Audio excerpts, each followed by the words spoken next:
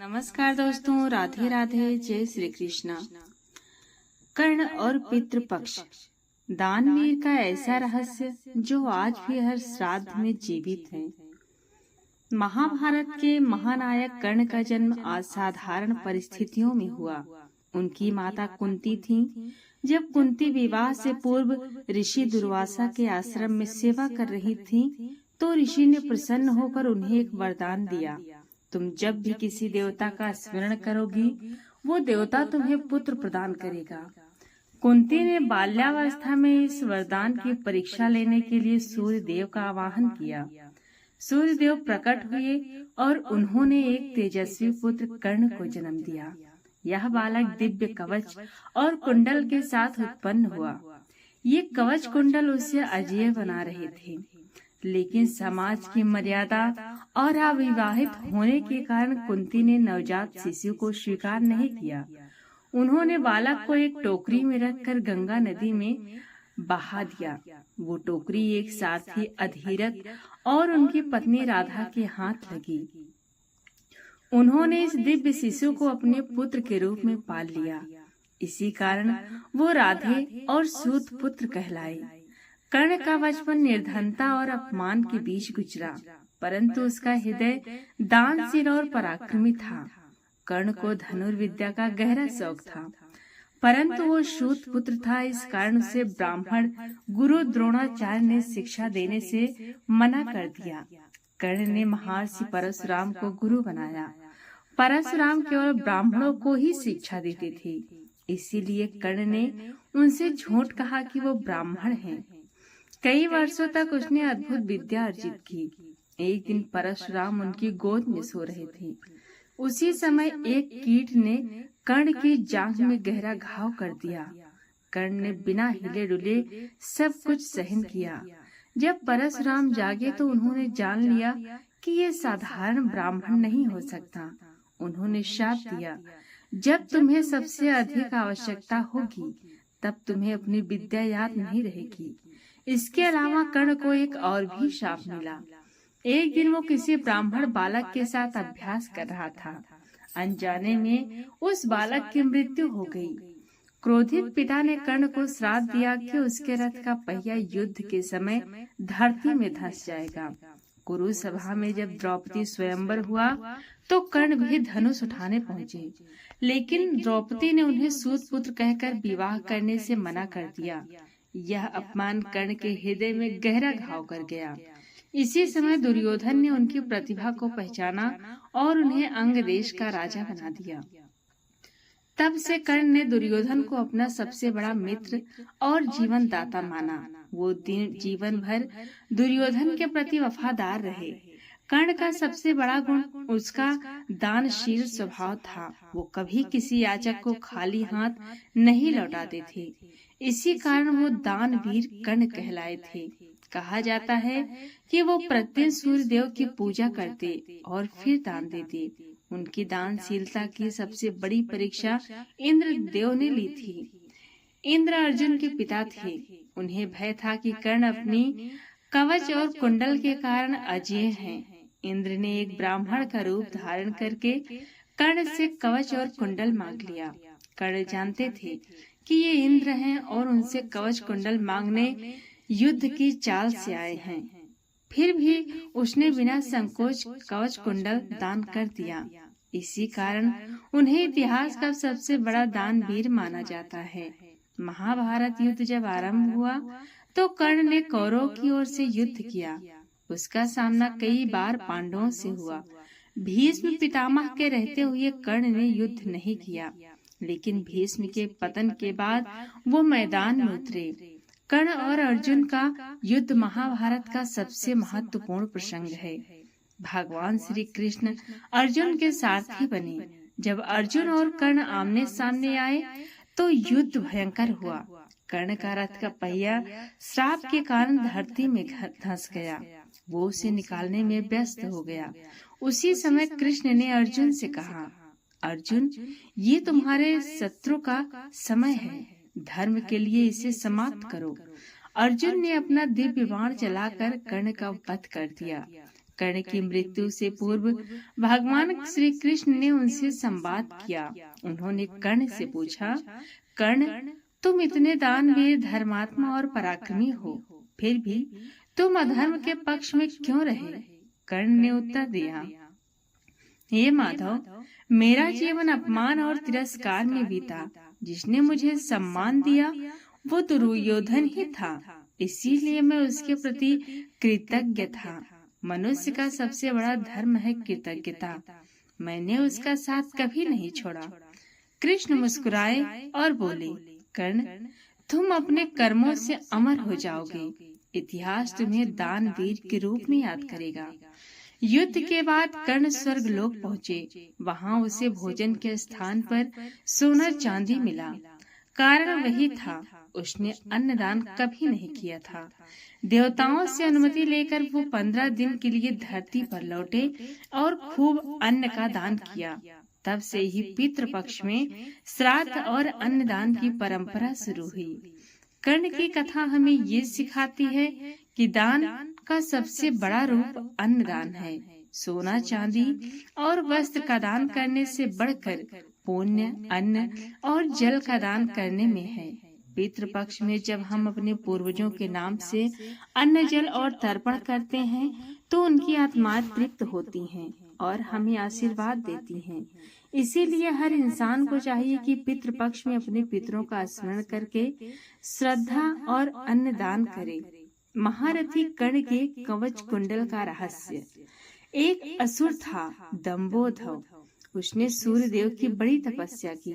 सूर्य देव जब प्रसन्न होकर प्रकट हुए और वरदान मांगने को कहा तो उसने अमृत का वरदान मांगा। सूर्य देव ने कहा, ये संभव नहीं। तब उसने मांगा कि उसे 1000 दिव्य कवचों की सुरक्षा मिले। इनमें से एक भी कवच सिर्फ वही तोड़ सके जिसने 1000 वर्ष तपस्या की हो, और जैसे ही कोई एक भी कवच तोड़े वो तुरंत मृत्यु को प्राप्त हो। सूर्य देवता बड़े चिंतित हुए। वे इतना तो समझ ही पा रहे थे कि यह असुर इस वरदान का दुरुपयोग करेगा, किंतु उनकी तपस्या के आगे वे मजबूर थे। उन्हें उसे यह वरदान देना ही पड़ा। इन कवचों से सुरक्षित होने के बाद वही हुआ जिसका सूर्यदेव को डर था। दंबोधव अपने सहस्त्र कवचों की शक्ति से अपने आप को अमर मानकर मन चाहे अत्याचार करने लगा। वो सहस्त्र कवच नाम से जाना जाने लगा।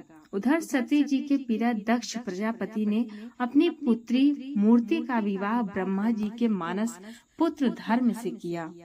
मूर्ति ने सहस्त्र कवच के बारे में सुना हुआ था और उन्होंने श्री विष्णु से प्रार्थना किया कि इसे खत्म करने के लिए वे आए। विष्णु जी ने उसे आश्वासन दिया कि वे ऐसा करेंगे। समय क्रम में मूर्ति ने 2 जुड़वा पुत्रों को जन्म दिया,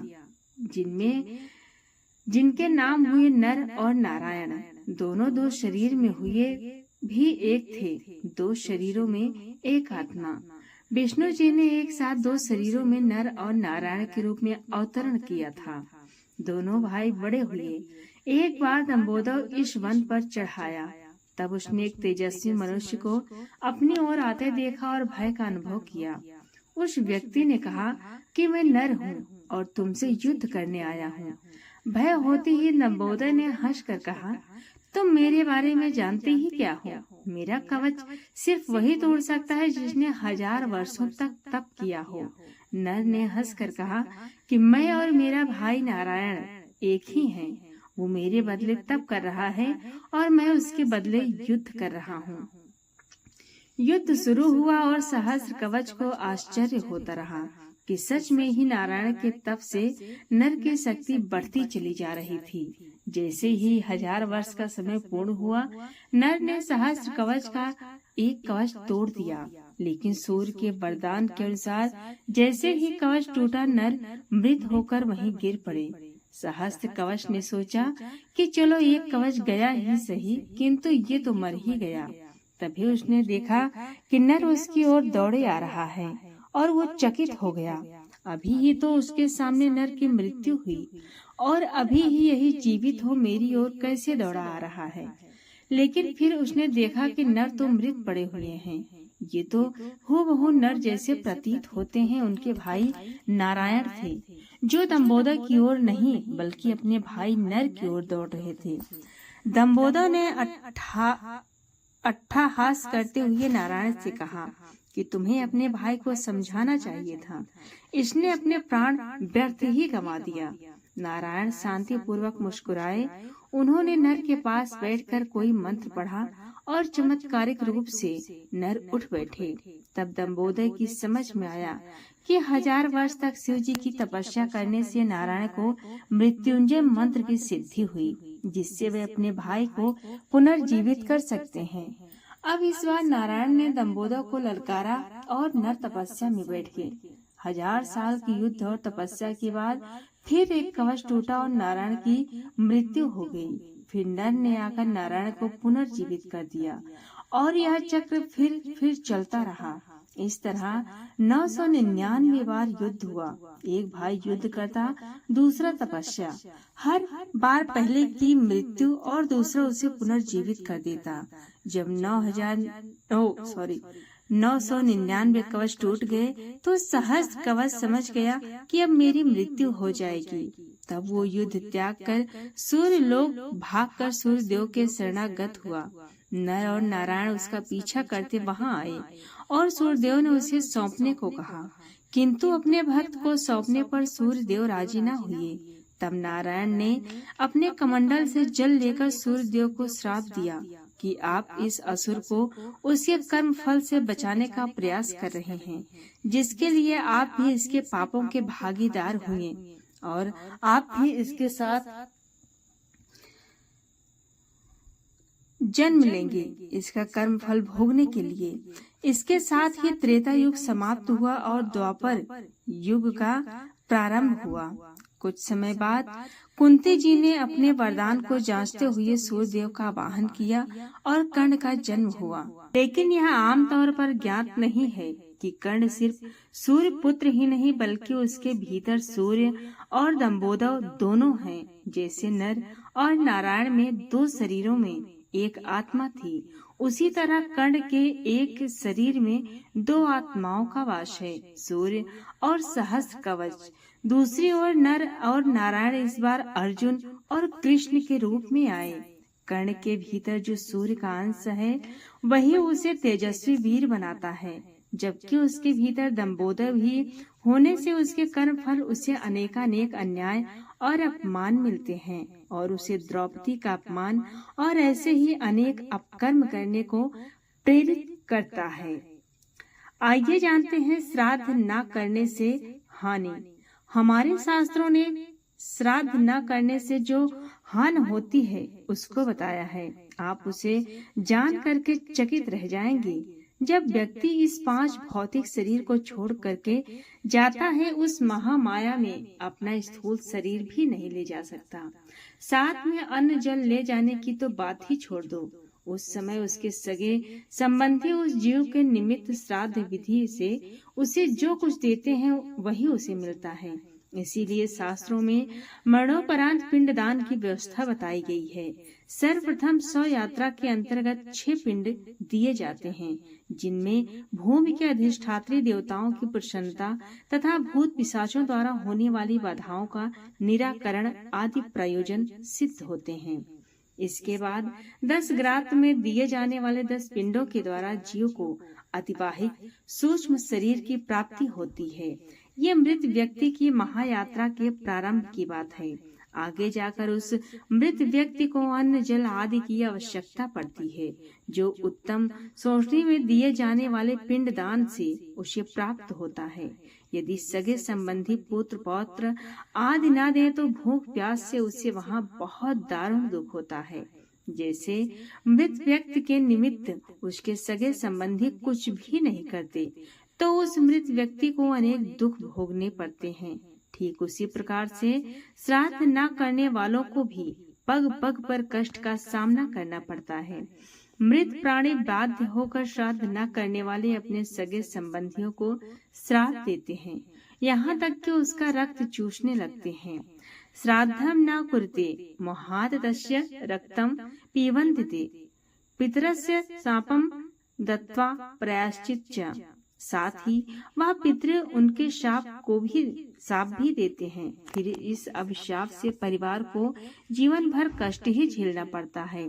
उस परिवार में संतान नहीं होना, स्वास्थ्य बिगड़ना, धन की हानि होना, व्यापार व्यवसाय संबंधी परेशानी, लंबी आयु नहीं होना, किसी तरह कल्याण नहीं होना और मरने के बाद में नरक में ही जाना पड़ता है। इसीलिए हर मानव को श्राद्ध करना ही चाहिए। मेरा अपना ऐसा मानना है कि यदि किसी कारणवश व्यक्ति ये सब कार्य अपने पितरों के लिए नहीं कर पाया है और वो परेशान है, सामर्थ्य है, तो उसको अपने पितरों के निमित्त श्रीमद् भागवत कथा करानी चाहिए। और यदि सामर्थ्य नहीं है तो श्रीमद् भागवत सप्ताह का मूल पाठ अपने घर में अवश्य कराना चाहिए। मूल पाठ कराना अत्यंत आवश्यक है, उसमें भी पितरों की मुक्ति निश्चित है। और यदि ये भी ना कर पाए तो गौ माताओं को भोजन कराते रहें, उनके निमित्त कुछ न कुछ गौ सेवा करते रहें, उससे भी आपको पितृ दोष से मुक्ति मिल जाएगी। तो दोस्तों, ये रही पितृपक्ष से जुड़ी कर्ण और पितृपक्ष की पौराणिक कथा। आपको कैसी लगी कमेंट में जरूर बताएं, और पसंद आई तो अपने माताओं बहनों अपने मित्रों में शेयर जरूर करें और हमारे चैनल को सब्सक्राइब भी करें।